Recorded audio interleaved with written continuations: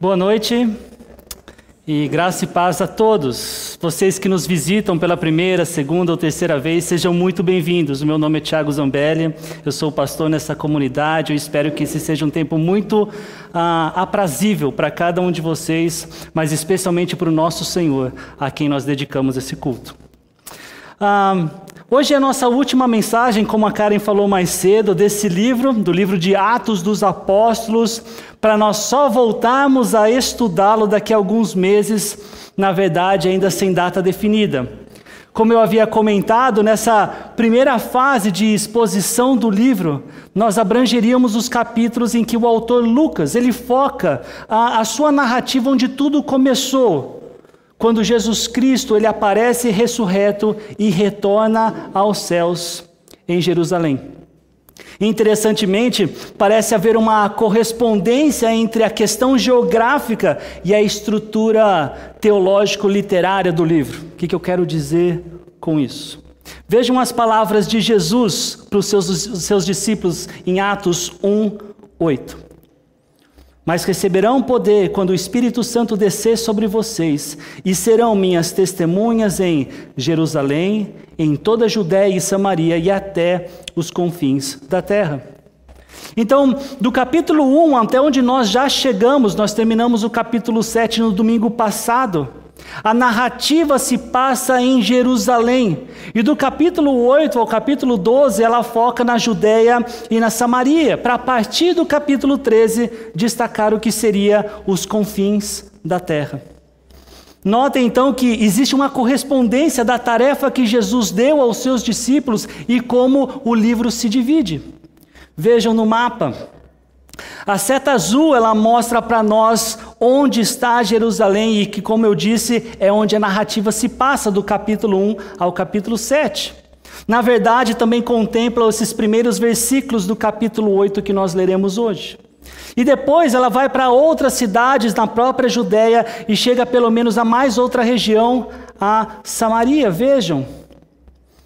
Depois disso, a partir do capítulo 13, as lentes do autor de Atos focam as atividades no apóstolo Paulo, que enfatiza o seu ministério no mundo gentílico, ou seja, nas regiões onde outros grupos étnicos que não os hebreus eram os habitantes.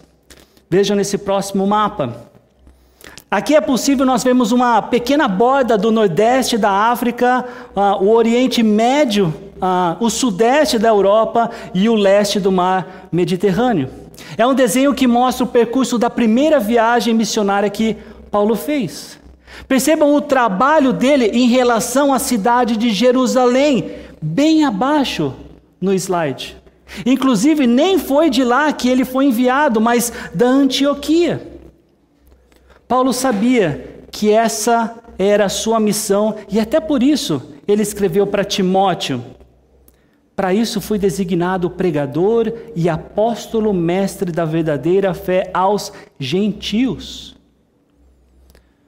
Se vocês ainda têm em mente a mensagem da semana passada e conhecem um pouco da história bíblica, talvez estejam se perguntando se esse Paulo é aquele Saulo sobre quem nós lemos no final do capítulo 7 de Atos, sobre quem Lucas escreveu. As testemunhas deixaram seus mantos aos pés de um jovem chamado Saulo. E se você estava aqui na semana passada, saiba que esse texto é referente ao assassinato de Estevão, ao apedrejamento que ele sofreu em razão de expor e anunciar a sua fé segundo as Escrituras. Então, se você já conhece um pouco da história, mas ainda se pergunta se esse Saulo é o tão famoso Paulo, o cristão que levou o evangelho aos confins da terra da sua época, e hoje temos várias das suas cartas para lermos e aprendermos, a resposta é sim, é ele. Saulo era o seu nome antes da sua conversão, e que em Atos 8:1 nos é dito que ele concordava inteiramente com a morte de Estevão. Os detalhes sobre Saulo ou Paulo nós estudaremos numa outra oportunidade, mas por agora é inegável pensar que alguma coisa muito grandiosa aconteceu entre a morte de Estevão e as viagens que Paulo fez para testemunhar de Cristo em lugares distantes de Jerusalém, onde se passou a vida, a morte, a ressurreição e a ascensão de Jesus. Esse evento, a morte de Estevão, teve um impacto tão grande na vida de Paulo, que a certa altura da sua história, ele conta a respeito dela para mostrar que tipo de homem, pela graça de Deus, ele era. Ele disse em Atos 22:20: "E quando foi derramado o sangue da tua testemunha Estevão, eu estava lá, dando minha aprovação e cuidando das roupas dos que o matavam." Irmãos, a verdade é que a transformação que aconteceu na vida desse homem também aconteceu na vida de cada um de nós que já creu em Jesus Cristo. Eu não sei se você já foi cúmplice em algum assassinato. Eu não sei se você foi o próprio assassino de alguém. Eu não sei se você roubou um banco ou um objeto de um amigo ou do vizinho. Eu não sei se você mentiu no seu imposto de renda, ou se você já mentiu para os seus pais, ou para os seus filhos, ou para o seu cônjuge. O que eu sei é que a Bíblia me ensina, e ela diz claramente que todos pecaram e estão destituídos da glória de Deus. Todos pecaram. Ela ensina que não há nenhum justo, nenhum sequer, não há ninguém que entenda, ninguém que busque a Deus. Todos se desviaram, tornaram-se juntamente inúteis. Não há ninguém que faça o bem, não há nenhum sequer. Ela ensina que quem obedece a toda a lei, mas tropeça em apenas um ponto, torna-se culpado de quebrá-la inteiramente. Ou seja, ainda que você tenha menos pecados, ou pecados que parecem menores, você tem pecado, e por isso é culpado, sem condição alguma de estar ao lado de Deus pela sua livre e espontânea vontade.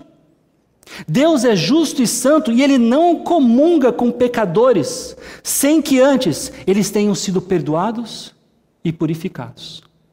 Talvez você pense: eu nunca traí o meu cônjuge, mas mesmo assim é muito provável que você também seja culpado por adultério.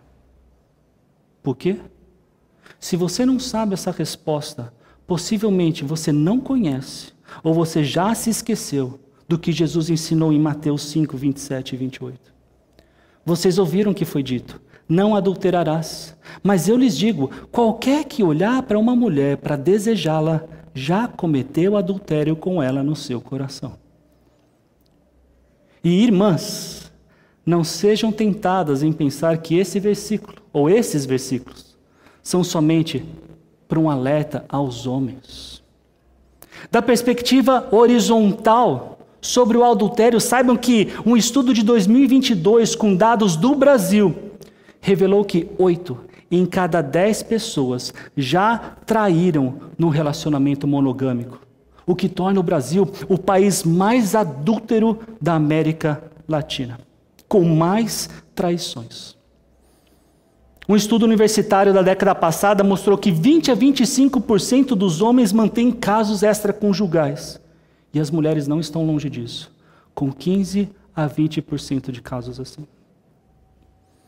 A verdade, meus irmãos, é que se cada um de nós quiser se autoavaliar com os 10 mandamentos, para usar como exemplo, que na verdade não são os únicos mandamentos do Antigo Testamento, são 613 mandamentos no Antigo Testamento, mas pegue esses 10 e se autoavalie.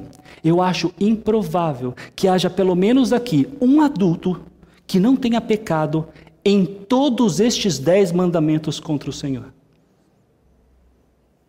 E por que é que eu estou dizendo isso? Para ensiná-los, ou para lembrá-los, que apesar disso, assim como Saulo foi transformado com o Evangelho, cada um de nós que já creu em Cristo também tem sido transformado pelo poder de Deus, à medida que nos dedicamos a conhecer Jesus e a viver para Ele. Aquele que por imenso amor morreu no cruz do Calvário há cerca de 2000 anos para pagar pelos nossos pecados. A Bíblia diz, ela claramente ensina que os crentes em Cristo, ou seja, aqueles que creram em Cristo conforme as Escrituras, já se tornaram novas criaturas. A Bíblia também diz que os que creram se tornaram filhos de Deus. Conforme Romanos 7, já não são mais escravos do pecado. Conforme Romanos 8, já são herdeiros de Deus. Conforme 1 Coríntios 6, já são templos do Espírito Santo. De acordo com Filipenses 3, ganharam uma nova cidadania, a cidadania celestial. Meus irmãos, tudo isso aconteceu com cada um de nós que teve fé na obra e na pessoa de Jesus Cristo, como ensinado nas Escrituras.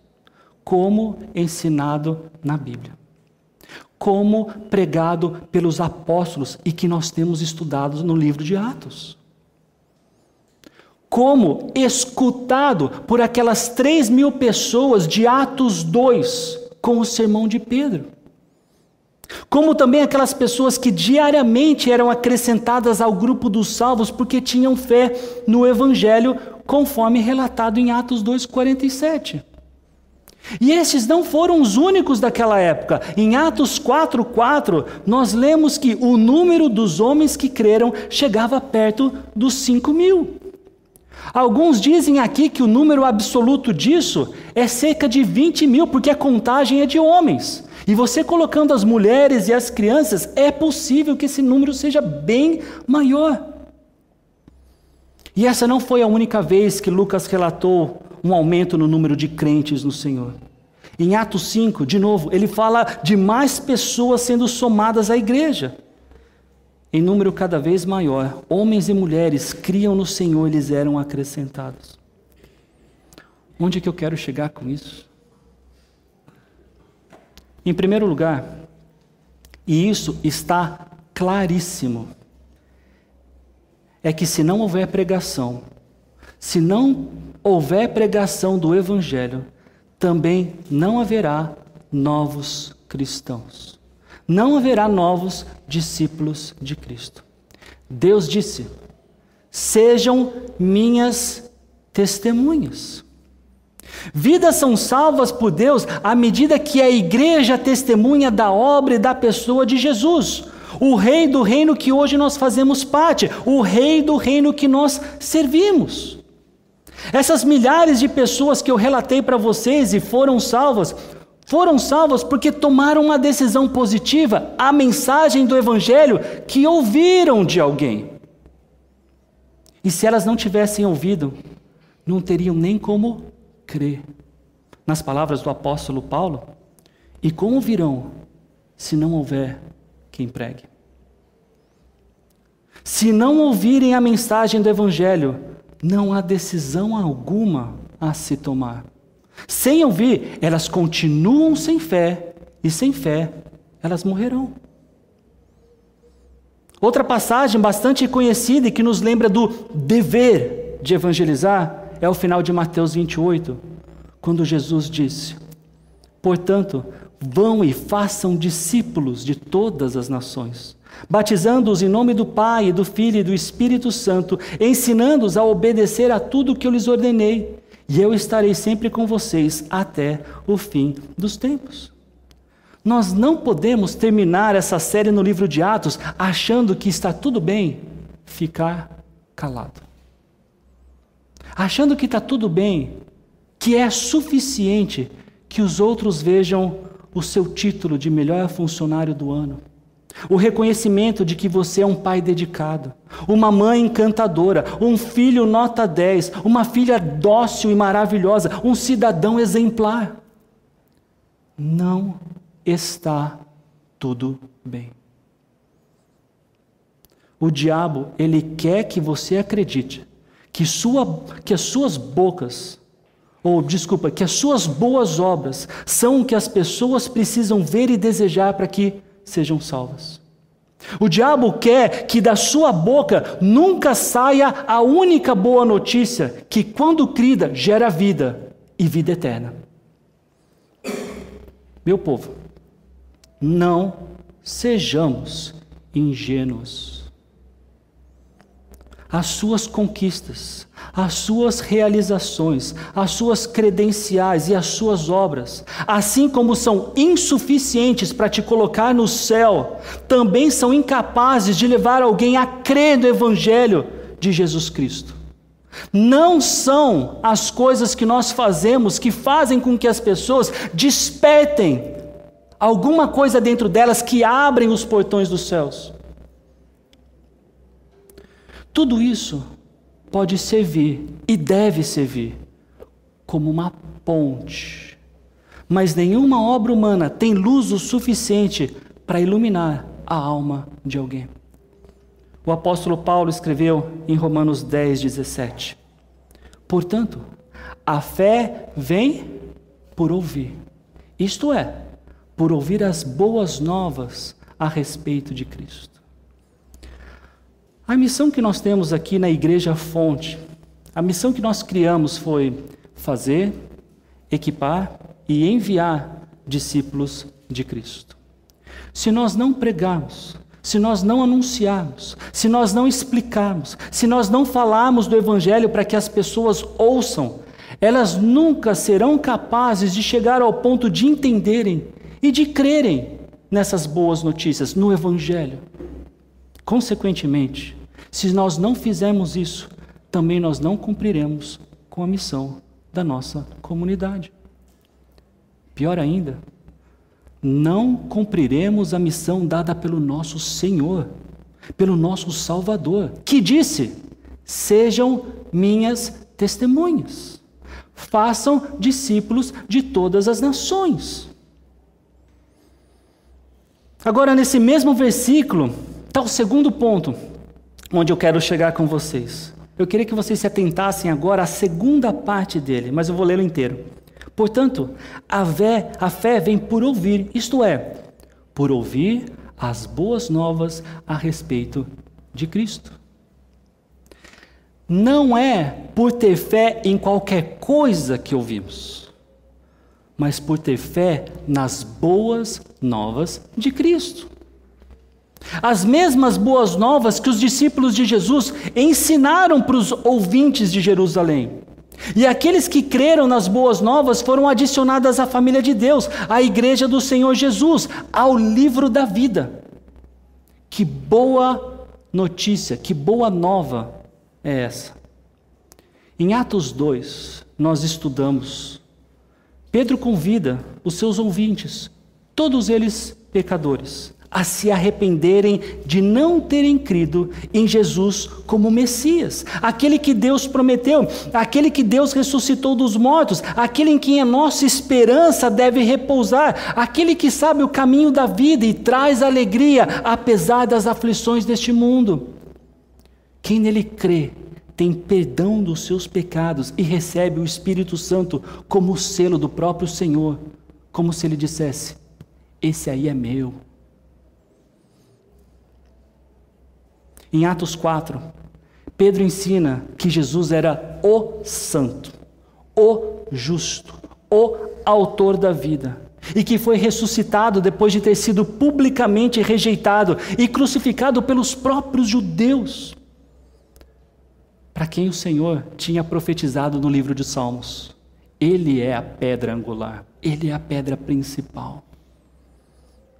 A boa notícia que Pedro deu para eles era tão clara como ainda é clara para todos nós.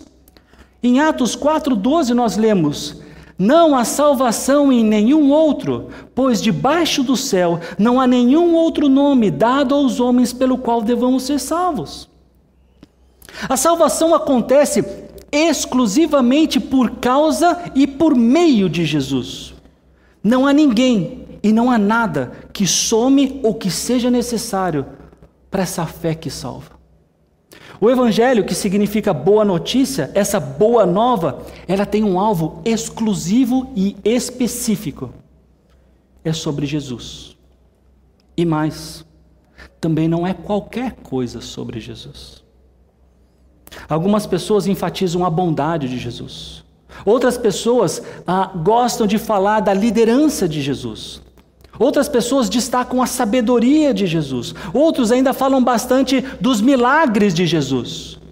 E ainda que tudo isso seja verdade sobre Jesus, o Evangelho, quando pensamos no que especificamente precisamos ter fé para sermos salvos, é sobre a morte e a ressurreição de Jesus, como nós lemos em 1 Coríntios, capítulo 15. São essas boas novas que os salvam.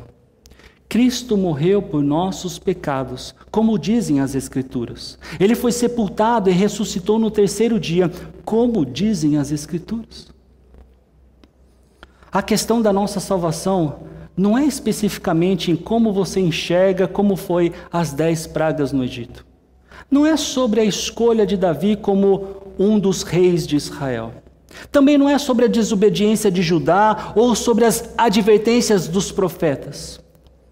Tudo isso, tudo o que aconteceu no Antigo Testamento foi sombra do que um dia se tornou muito claro, e não houve nada mais claro do que Jesus, o homem-Deus, ter estado entre nós e nos mostrado o mais profundo significado de amor e sacrifício.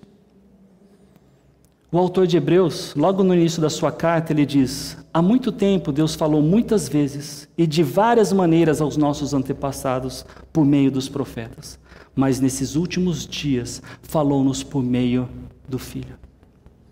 Ele não é só o principal personagem da Bíblia, ele não é só o principal personagem da história, ele é o principal personagem de toda a realidade que nós vivemos. Inclusive, ele é o principal personagem da sua história e da minha história. Por isso, eu também digo, tome muito cuidado com mensagens que tiram Jesus da centralidade e colocam o ser humano no trono do Senhor. Geralmente, como que isso se traduz? Você consegue, vocês podem. Você é o que existe de mais importante para Deus. Isso é muito gostoso de ouvir. Mas isso é balela. Não há nada mais importante do que a glória de Deus. Não é por menos que, em última análise, quando convidamos alguém a crer em Cristo, nós estamos convidando essa pessoa a reconhecer essa glória e fazer parte no louvor a Deus, o dono dessa glória, o único digno de honra. Sem Jesus, escreveu João, ninguém pode fazer coisa alguma. Querem ser uma testemunha fiel de Jesus? Então vamos focar em levar as boas novas tal como Deus nos ensina, com o conteúdo que Jesus e os apóstolos pregaram, com a precisão que aprendemos das Escrituras. Quando Jesus deu a tarefa para os seus discípulos em Atos 1, ele especificou a dinâmica dessa ordem. Ele disse: serão minhas testemunhas em Jerusalém, em toda a Judéia e Samaria e até os confins da terra. Em Mateus 28, não foi diferente. Ele disse: vão e façam discípulos de todas as nações. Ser uma testemunha fiel de Jesus compreende testemunhar sobre Cristo, focar no significado da sua morte e ressurreição. E terceiro, não ficar parado. E isso significa falar do Evangelho em Paulo Afonso, mas também considerar o povoado da Quixaba. É evangelizar na Quixaba, mas com o coração sedento para que o Evangelho alcance os outros 14 mil povos, ou 14 mil povoados, melhor, do sertão nordestino, que possui menos de 500 habitantes. E se nós não fizermos isso? E a verdade, meus amigos e amigas, é que a mensagem, ela não vai deixar de chegar onde ela precisa chegar. Isso até poderia soar como um alívio, mas não é para aqueles que não estão anunciando. Se formos desobedientes em deixar de anunciar desse tão grande amor de Deus, Ele, Deus, continuará fiel e usará discípulos fiéis para que mais pessoas ouçam e creiam no Evangelho. Mas e nós? Se formos desobedientes, nós pagaremos pelo preço da desobediência. Se nós não formos fiéis com o texto de Atos 1:8, nada impede o nosso Deus que nos envie Atos 8:1, como fez no início da igreja. O que eu quero dizer com isso? Se a igreja não fala do Evangelho, se a igreja não sai de Jerusalém, e o plano de Deus é que vá para outros lugares, para que também Cristo seja conhecido, então Deus pode provocar essa mudança, goste os seus discípulos ou não. Se nós não testemunharmos do Senhor em Paulo Afonso, na Bahia, no sertão nordestino, em outros lugares ainda mais distantes, eu não tenho dúvidas de que Deus poderá criar uma situação para que a sua palavra seja ensinada. E pode ser que isso seja acompanhado de muita perseguição e sofrimento, especialmente para que nos faça fazer o que temos de fazer, anunciar o Evangelho. Deus é o maior interessado em ver as boas novas em todos os cantos do mundo. É uma bênção a igreja quando ela ora como Jesus ensinou. Seja feita a tua vontade, assim na terra como no céu. E é uma bênção ainda maior quando a igreja se dedica a fazer a vontade de Deus, oferecendo tempo e recursos para alcançar os que ainda estão perdidos, os que ainda desconhecem ou estão confusos sobre o amor e a oferta de Deus. Se o que a igreja do Senhor Jesus precisa para ser uma fiel testemunha é perseguição, que assim seja. Agora, falando por mim, eu não gostaria que fosse assim. A minha preferência é pela fidelidade. Minha preferência é por conhecermos a verdade e, conhecendo a verdade, trabalharmos juntos para executá-la, para fazê-la. Na narrativa de Atos, Deus queria que as boas novas saíssem de Jerusalém. A perseguição, vista de forma embrionária nos capítulos anteriores que nós estudamos, ela se tornou grande, e possivelmente contra os cristãos que não eram judeus. Os que ficaram, além dos apóstolos, sepultaram Estevão e lamentaram profundamente a morte desse homem exemplar, cuja história até hoje nós contamos e dela aprendemos. Por outro lado, as obras dos adversários de Cristo não paravam. O texto bíblico continua. Saulo, por sua vez, devastava a igreja, indo de casa em casa, arrastava homens e mulheres e os lançava na prisão. Isso ainda está longe da nossa realidade no Brasil, falando de forma geral. Mas diversos lugares no mundo, a perseguição é exatamente assim. Eu tenho um amigo missionário que trabalha como médico na China. Por ele ser estrangeiro, o governo ele é mais tolerante com ele. Mas com os chineses convertidos ao cristianismo, com esses não. Vários deles já foram presos pelo mero fato de terem se tornado discípulos de Cristo, quando eles creram no Evangelho de Jesus. Eu louvo a Deus por pessoas assim, por pessoas como descritas em Atos 8:4.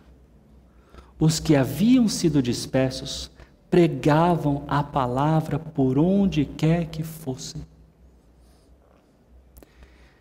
Esse é para mim um dos versículos mais inspiradores que eu conheço de toda a Bíblia, para nos incentivar, enquanto igreja do Senhor Jesus, a missão de levar o evangelho do reino de Deus até os confins da terra. Os apóstolos permaneceram em Jerusalém, mas os recém-convertidos, espalhados, dispersos pela região, sem saber profundamente as Escrituras, sem saber profundamente teologia, eles proclamavam a palavra de Deus por onde quer que fosse. Que cena fantástica de testemunhas fiéis. Eles estão fugindo de Jerusalém para não morrerem como Estevão, para não serem presos como vários outros cristãos estavam sendo pelas mãos de Saulo. Agarravam os poucos bens que conseguiam carregar, com as outras mãos puxavam seus filhos e onde quer que paravam, onde quer que iam, tinham em mente a tarefa e a coragem de proclamar a mensagem da salvação aos que ainda não a conheciam. Eles falavam de Jesus Cristo aos perdidos, aos pecadores, como um dia eles também foram. Eles falavam da morte e ressurreição de Jesus Cristo. O que é isso? O Evangelho. Eles falavam à medida que saíam de Jerusalém em direção aos confins da terra. Eu quero terminar essa mensagem com 2 apelos. O primeiro é especialmente para você que ainda não creu em Jesus, que ainda não tem fé que a morte dele é suficiente para perdoar os seus pecados e te dar a vida eterna. Saiba que sem essa fé, a Bíblia mostra, como eu já disse, os portões do céu não estão abertos para você. Por isso, eu quero convidá-lo a hoje mesmo você tomar uma decisão de entregar a sua vida para Jesus e viver os dias que lhe restam para fazer a vontade dele. O sangue que ele derramou na cruz foi para isso. E se você precisa de ajuda para tomar esse passo, eu estou à disposição. Você tenha 100% da minha atenção. Pode me procurar no final. Pode me procurar durante a semana. Eu adoraria ajudá-lo a tomar esse passo. Aliás, gente, eu sei que eu não sou o único. Vários de vocês estão dispostos a ouvir. Vocês que ainda não entenderam e não creram e precisam de alguém para ajudar. O segundo apelo é para meus irmãos e minhas irmãs em Cristo. A pergunta que eu tenho é: você tem o desejo de ver mais pessoas interessadas em conhecer o Evangelho? Eu tenho. E por isso eu também estou à disposição para conversarmos e planejarmos sobre o que juntos nós podemos fazer. Talvez você tenha uma autoavaliação, autopercepção de que precisa de treinamento. Talvez você queira pensar em como aproveitar melhor as oportunidades.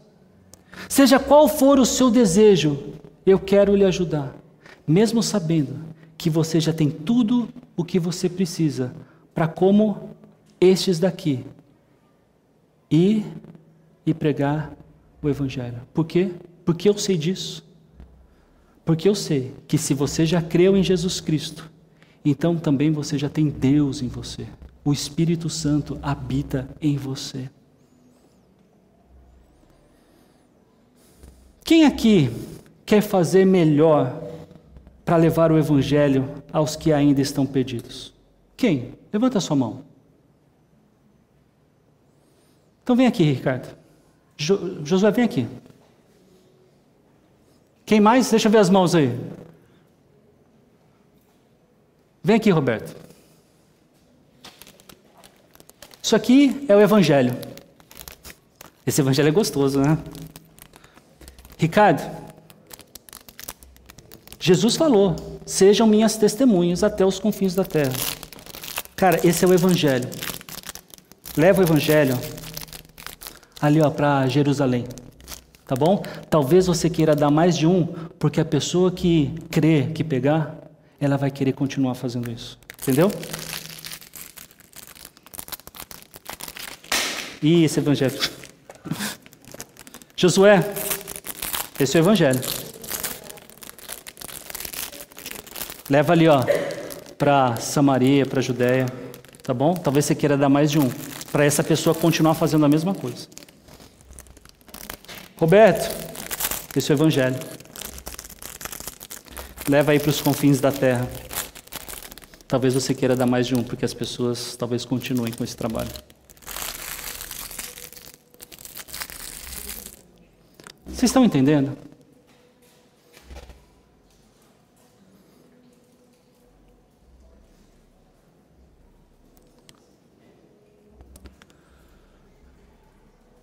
Entendam uma coisa.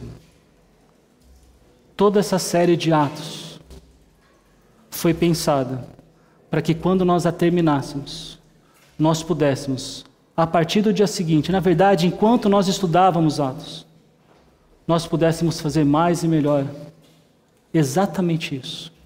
Levar o Evangelho. O Evangelho que é sobre Jesus Cristo. Mas especificamente sobre a morte e a ressurreição de Jesus Cristo. E que se nós, enquanto Igreja Batista Fonte, estivermos calados, nós estamos sendo desobedientes. Tão desobedientes quanto ao olhar para os 10 mandamentos e ver, eu minto, eu adultero, eu não coloco Deus no lugar que Ele tem, eu cobiço as outras coisas. Tão errado quanto isso. Tão pecado quanto isso. Alguns de vocês talvez tenham desejo que a nossa pequena comunidade seja uma comunidade ainda maior. A verdade é que a porta é estreita e nem todo mundo, para que a gente for falar do Evangelho, vai querer entrar nessa porta. Mas alguns vão. E eu adoraria que essas pessoas continuassem com um trabalho que a gente começa aqui, de levar o amor de Jesus Cristo. Esse amor de que Ele mesmo morreu naquela cruz pelos nossos pecados. O meu sonho, enquanto pastor dessa comunidade, se tiver uma coisinha, um elemento, uma característica que eu gostaria de escutar da Igreja Batista Fonte lá fora, a maior delas é exatamente essa. Essa é uma igreja que leva o Evangelho. Claro, quero que seja muitas coisas, mas a principal delas. Por quê? Porque todas as outras boas coisas nascem daí. Queremos ser moralmente bonzinhos, queremos ser como só quando o Espírito Santo estiver morando dentro de nós. E isso só acontece quando nós cremos no Evangelho, quando nós cremos em Jesus Cristo. E de novo, cada um de vocês que já creu, tem tudo o que precisa para fazer isso. Que a coragem que nós vimos nesses textos, que a intencionalidade que nós vimos, sirva para fazermos mais e melhor, para a honra e glória do nosso Salvador.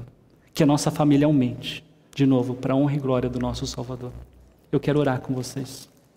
Senhor, muito obrigado. Muito obrigado por ter começado essa transformação em nossas vidas. Do dia em que ouvimos do Evangelho e cremos no Evangelho, o Senhor tem feito. E peço, Pai, peço encarecidamente, que nos dê este desejo ardente de levar o amor de Jesus até os confins da terra. Que comecemos aqui por Paulo Afonso, vamos pelas regiões afora, Pai, e levar especialmente nesses povoados que mal têm escutado da Tua palavra, que têm tido poucas oportunidades. Nos ajude a sermos essa comunidade que tem paixão de levar o amor de Jesus para outras pessoas. Pai, que diante da perseguição que nós enfrentaremos se formos fiéis, que isso ainda venha com mais motivação para fazermos mais e melhor, para a honra e glória do Teu nome. Que no fim das contas, Pai, no nosso fim da nossa vida, Pai, a gente possa olhar e ver que nós corremos uma corrida que valia a pena. E que no final das contas, se formos premiados, que a coroa que nos caberia seja depositada no pé do nosso Rei e Salvador Jesus Cristo. A Ele é toda honra e toda glória. Obrigado, Senhor. Nos provoque, Pai, para essa mudança. Nos provoque, Pai, para fazermos mais. É o que eu te imploro, em nome de Jesus. Amém. Deus nos abençoe.